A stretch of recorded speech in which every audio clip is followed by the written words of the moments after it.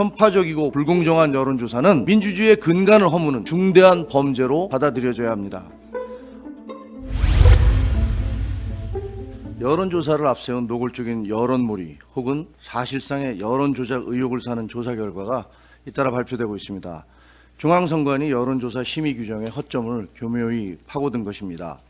인터넷 매체 쿠키뉴스는 어제 민주당 이재명 대표에 대한 검찰 조사 신뢰 못함 57.6%, 신뢰함 39.3%, 대장동 특검 도입 찬성 61%, 반대 34.4%라는 여론조사 결과를 보도했습니다.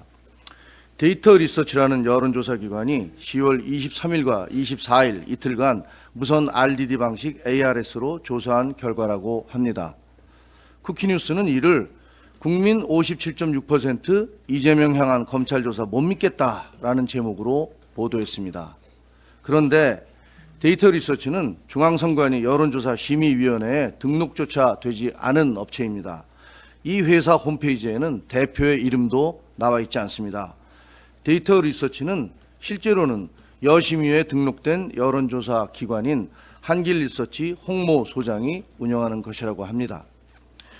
윤석열 탄핵 주장에 공감한다는 여론이 과반수라는 여론조사 결과를 발표했던 넥스트위크 리서치와 모회사격인 리서치 뷰처럼 선관위에 등록된 여론조사 기관이 등록 안 된 자회사를 만들어서 조사 내용에 대한 검증과 책임을 피해가는 수법이 반복되고 있는 겁니다.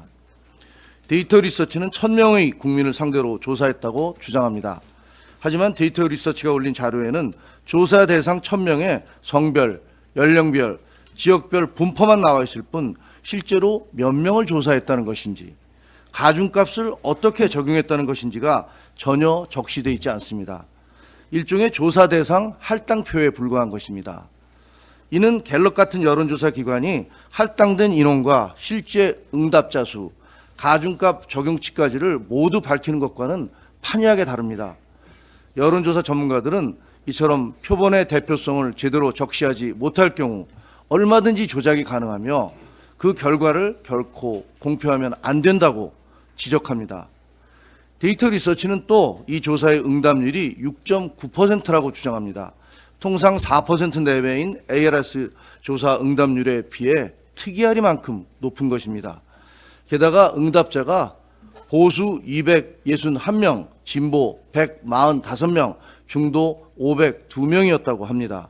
이 역시 3대 3동조로 정도로 분류되는 통상의 보수, 진보, 중도 구성과 완전히 다를 뿐 아니라 보수 응답자가 더 많았는데도 민주당에 유리한 응답이 나왔다는 뜻입니다.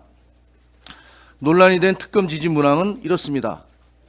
이재명 대표는 기자회견에서 대장동 사건과 관련된 모든 사안들의 실체 규명을 위한 특검을 수용하고자 했는데 어떻게 생각하십니까?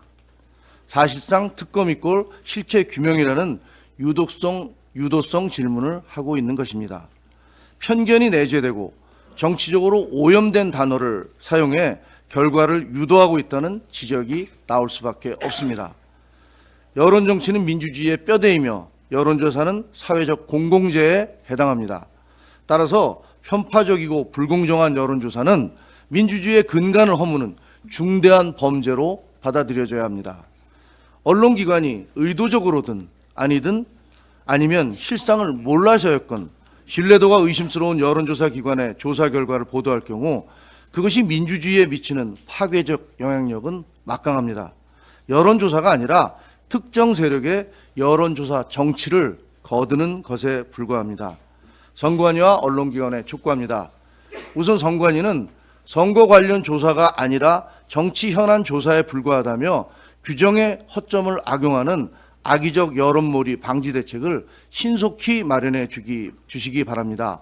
더 이상 방치할 수 없습니다. 또 언론사들은 여심의회에 등록되지 않은 기관들의 자극적이고 무분별한 여론조사 결과 보도에 신중을 기해 주시기 바랍니다. 언론의 공적, 사회적 책임을 당부드립니다.